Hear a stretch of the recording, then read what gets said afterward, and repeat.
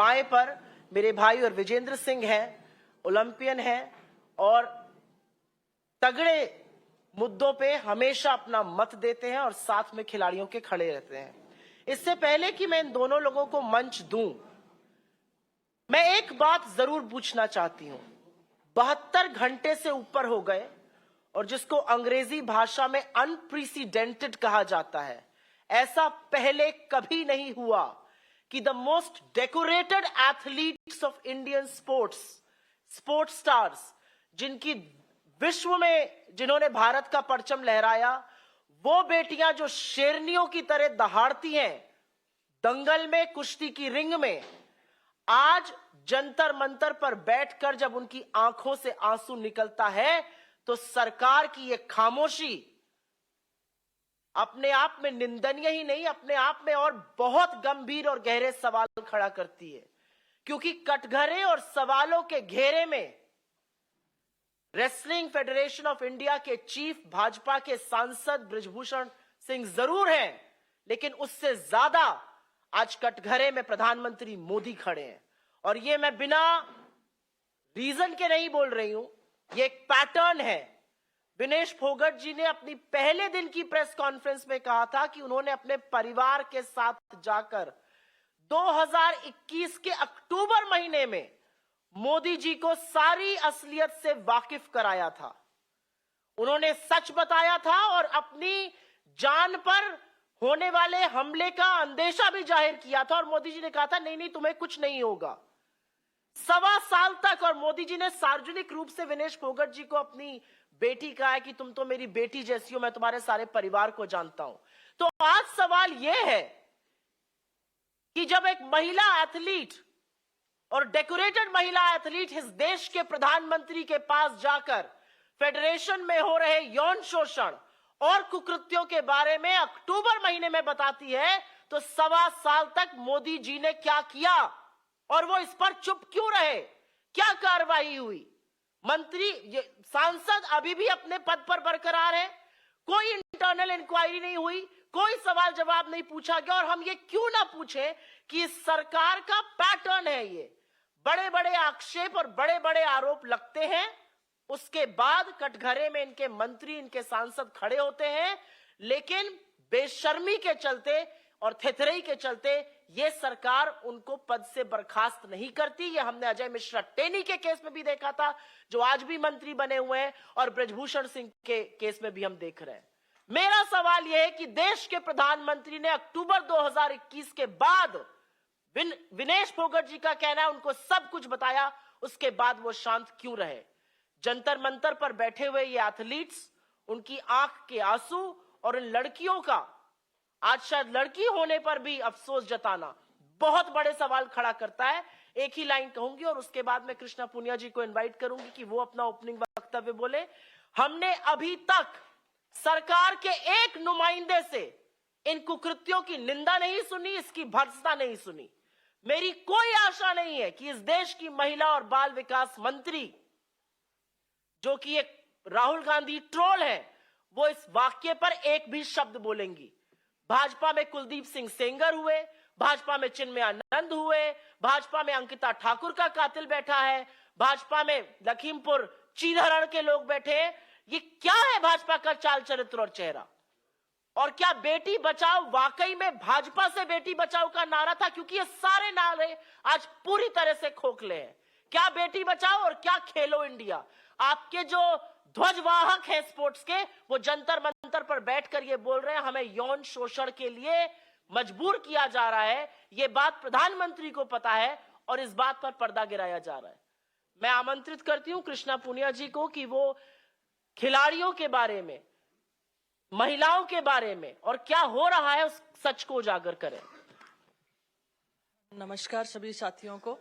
और मैं यही कहना चाहूंगी कि जब समाज से कोई लड़की निकलकर अपने आप को आगे बढ़ाना चाहती है तो सबसे पहली लड़ाई उसकी समाज से होती है, और वो उन जद्दोजहद से निकलकर दिन रात एक करके पसीना बहा के, खून बहा के और देश के लिए पदक जीतने की सोचती है।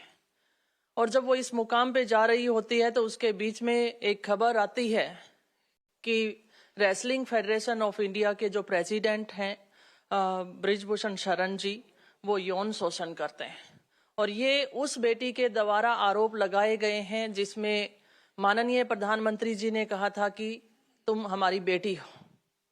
और उसी बेटी ने एक सवाल कल दागा है कि इस देश में बेटी पैदा होनी ही नहीं चाहिए। इससे ज्यादा तकलीफ की बात, दर्द की बात क्या हो सकती है। और साथ साथ मैं ये सवाल ये भी करती हूँ, एक तरफ तो हमारा देश पदक चाहता है और दूसरी तरफ हम अपने भविष्य को देखते हैं, हमारी बेटियों का यौन शोषण होता है, तो आने वाली पीढ़ी या वो पेरेंट्स क्या अपने बच्चों को इस तरीके से स्पोर्ट्स में भेजना चाहेंगे। और मैं यहाँ पर विनेश फोगाट और उन सभी रेसलर्स का मैं धन्यवाद देती हूँ कि इस मंच पे आके उन्होंने इस बात को उठाया है।